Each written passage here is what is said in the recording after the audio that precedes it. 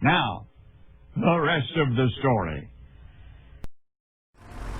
Well, as you guys can see, I got the rhino behind me. I just got done doing something that I don't particularly enjoy to do, and that is doing field work in the rain. Now, I knew there was rain coming, but they were kind of backing off how much we were really supposed to get, and pushing it back far enough in the day that I was hoping I could at least get up here and do this. Of course, for how much rain we have right now, and how much it's rained since I've been up here,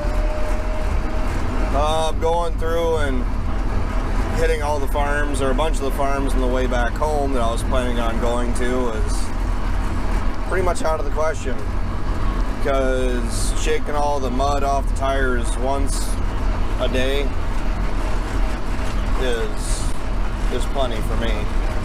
So what I was really doing is I was at the farthest farm from home. It's currently in soybean stubble, and it's got a lot of grass, waterways, and whatnot on it. And normally I go through and I cut them in season. It didn't happen this year, largely just because I couldn't get up here. Going through actually post-season, cleaning it all up, actually it looks a lot nicer than what it would if I would have just done it back in like August or September. But knocked down any of the weeds, any of the tree saplings that were coming up, everything's all mowed off. The other reason that I wanted to get it done is because even though it is soybean stubble, I'm planning on tilling it up this fall. The problem is depending on who they are and where they're at and what they do and their own practices, people tend to get really upset and offended by the thought of working up soybean stubble. Now, everything from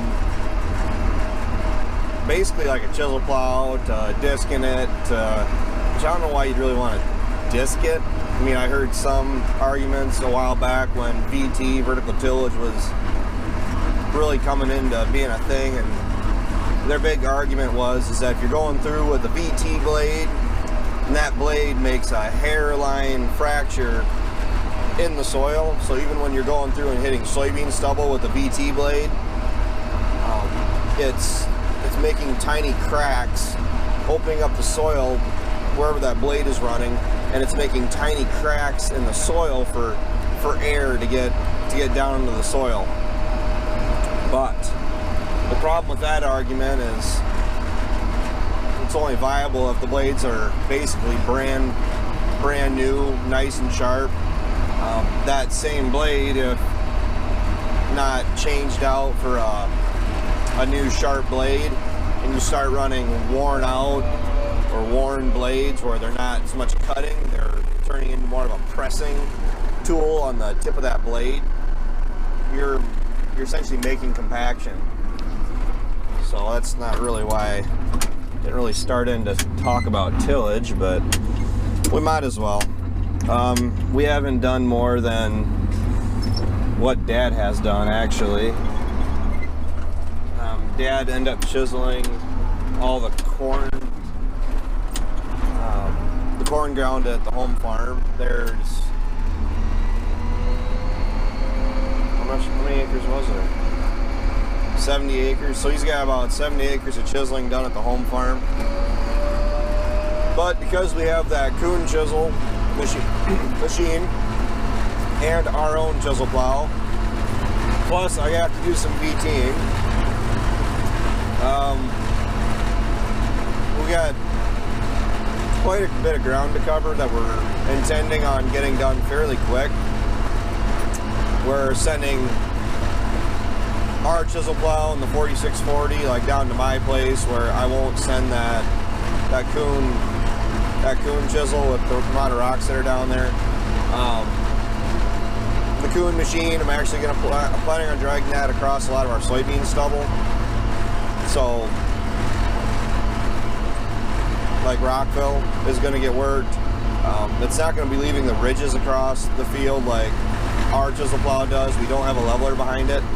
But the thing is, we got to go through and get all of our ground worked, so that way Three Rivers FS can come up and apply our anhydrous ammonia.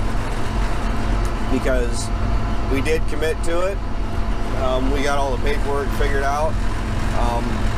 It's pretty much just there waiting on us. Now the concern that we're back to being concerned about is, like the last few years, you guys can see around me, it's raining. We are late enough in the year where it rains and you're pretty much dealing with wet soil from here on out. It's not the end of the world. You get the freeze thawing effect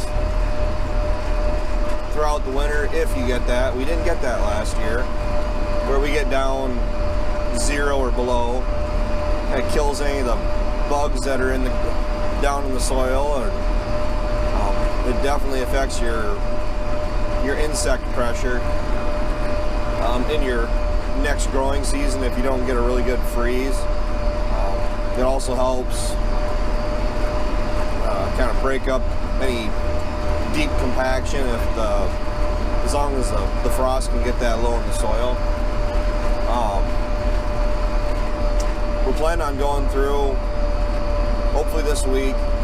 The rain that we have right now, I'm really hoping isn't going to be so bad that we're going to be shut out from doing any tillage this upcoming week. They're calling for wind tomorrow, which I'm not crazy about. But then hopefully that at least dries up the soil enough. Come Monday, Tuesday, we can start running.